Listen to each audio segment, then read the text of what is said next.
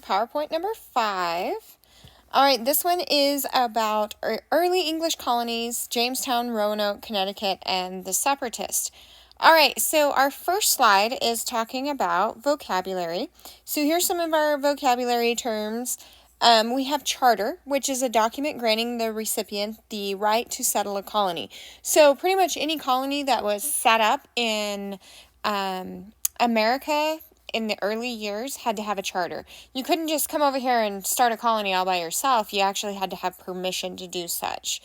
All right, next is headright, is a 50-acre grant of land given to colonial settlers who paid their own way. So if you did pay for your own trip and your own way to get here, you could get a grant of land, which is basically a plot of land for you to start your own colony. Next is joint stock company, a company in which investors buy stock in return for share of future profits. So a joint stock company often were the ones who funded the colonies in America early on. They were the ones that people who didn't necessarily want to leave England or France or some of the places over there, they didn't want to come to America, but they also didn't want to miss out.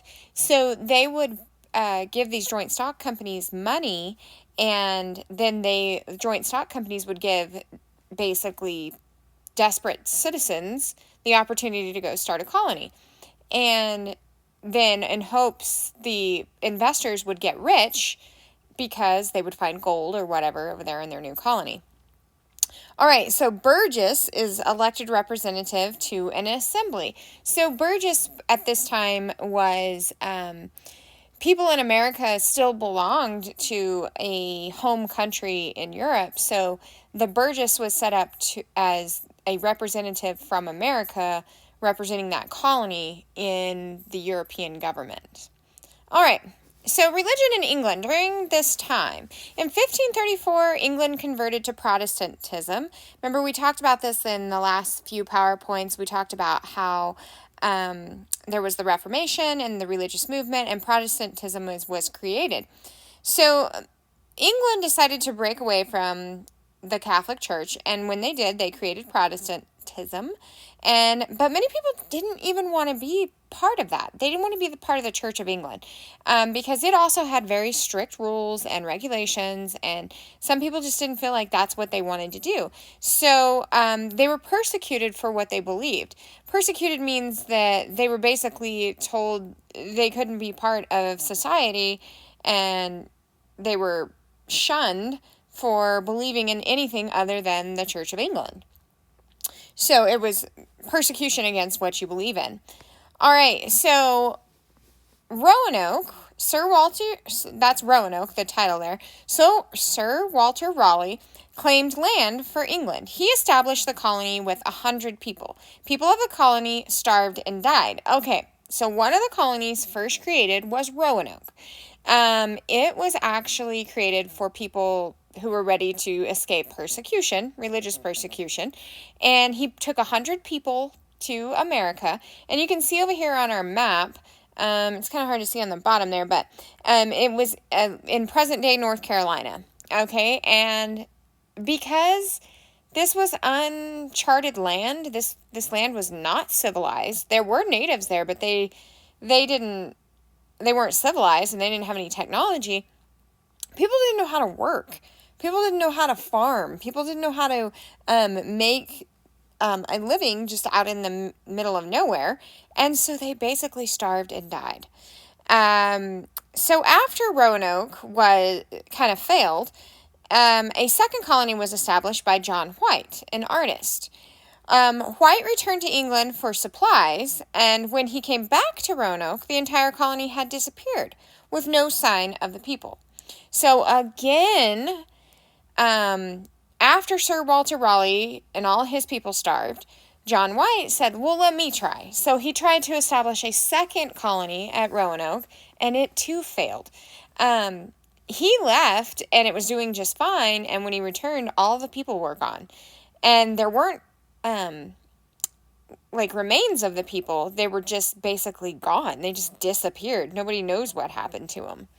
It was kind of a mystery back then. All right, so that was the first two real tries at establishing a colony for England in America.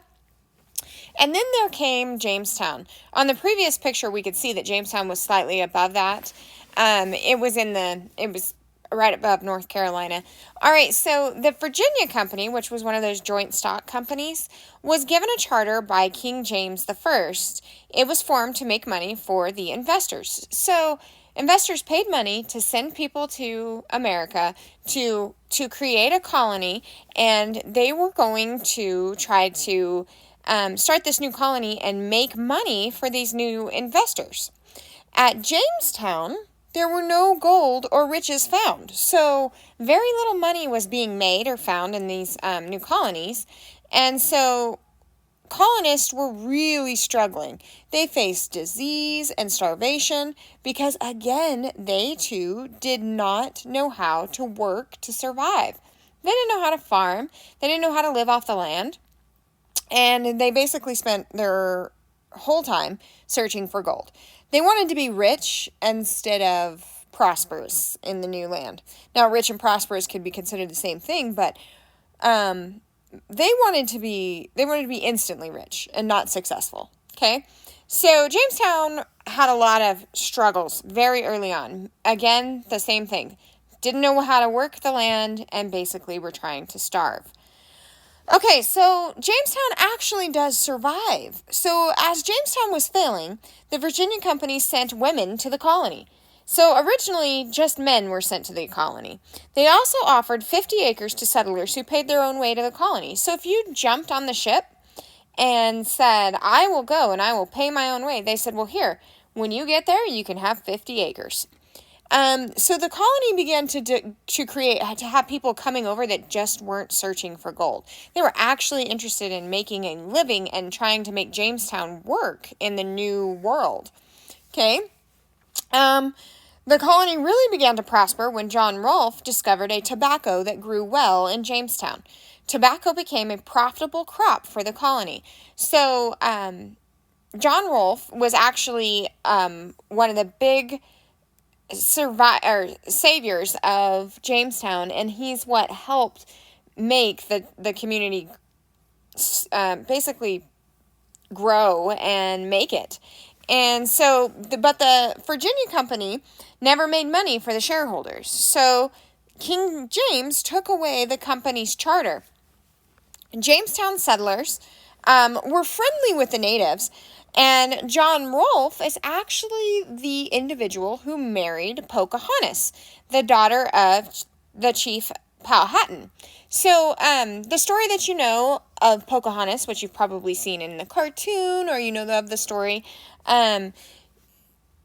Pocahontas marries John Smith in the cartoon. That's actually not true. She actually marries John Rolfe, which is the one who created the tobacco or discovered the tobacco at in Jamestown. So Jamestown becomes the first successful English colony in America. Okay, that's important to know. It was the first successful English colony, and it really has to do with John Rolfe and the discovery of tobacco. But Pocahontas is one of the natives who helped establish the relationship between the natives and the English settlers as well. All right, so our next slide is talking about the separatists. Separatists were Protestants who wanted to set up their own churches. Some moved to Netherlands to avoid persecution. So they left England and moved to the Netherlands, which was still in Europe. But they had trouble finding work in the Netherlands, and they felt that their children were losing their culture. So they said, why don't we just move to the New World? And they were known as the Pilgrims. These first group of separatists who were trying to get away from the religious persecution, and they didn't feel like they could get that in Europe, they were the first ones to move over and really do it for religious purposes and not necessarily for gold. And they were the Pilgrims. When they arrived in the New World, they established the Mayflower Compact. It was set up an organized, orderly government. So they were the first group that actually showed up and said, we would like to create a society here, and we would actually like to create it with a government, and so that each one of us has to obey the laws that we create. So they promised to obey these laws. The Pilgrims had a good relationship with the Wampanoag, which was the natives of the area. The natives taught them how to farm and to hunt and to fish. They taught them a lot of things about the area and the land. In fact, the Pilgrims and these Wampanoag, which were the first, which were the natives of the area, they were the ones who first celebrated the holiday of Thanksgiving. And it was between them two. Now, originally, it was a celebration of a good harvest. It wasn't necessarily a Thanksgiving as we know it today. They were successful. The natives were able to teach the Pilgrims how to farm and fish and become prosperous off the land. And the Pilgrims were so thankful that they invited them to enjoy the feast of their actual crops that they harvested, and it became the first Thanksgiving. It was a Thanksgiving of the Pilgrims thanking the Wampanoag for helping them become successful farmers and developing their relationship there. All right. So the next slide we have here is talking about the setting up of the colonies of Connecticut and Rhode Island. So over here on the left-hand side, let's talk about Connecticut first. Connecticut was created by Thomas Hooker and leaders, and they disagreed with the leaders of Massachusetts. So they created the colony of Connecticut. It had better farmland. So as more groups are arriving over here in the New World, which is America, they're discovering that maybe they all need their own space because of the religious differences that some of them were having. And as they're discovering that land in the Northeast versus land in the South was quite different. Some of it was great for farming. Some of it was not great. And some places were better for fishing. The harbors were better. The rivers were better, things like that. So Connecticut had the first Constitution of America, the Fundamental Orders of Connecticut of 1639.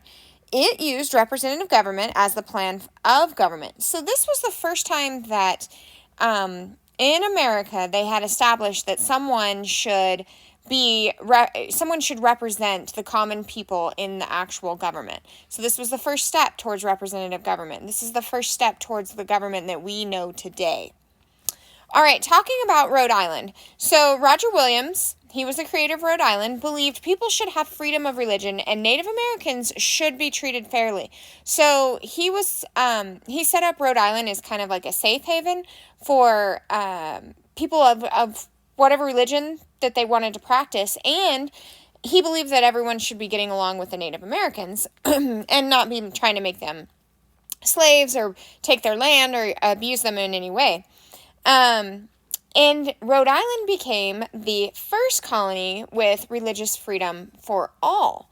And that's where it really created the beginning of where America became about freedom. And religion was one of the number one reasons that people came to America during the time, to escape that religious persecution, to escape the discomfort of having to follow a certain religion in a certain way. Okay? All right, so that is the last slide of this week, and just know that you need to be taking good notes on all of these PowerPoints. There's a lot of things to write down this week. Our 9 weeks test is coming up in just a few weeks, and you will only be able to use your spiral notes on your 9 weeks test, so make sure you're taking good notes, and that's pretty much it for this week.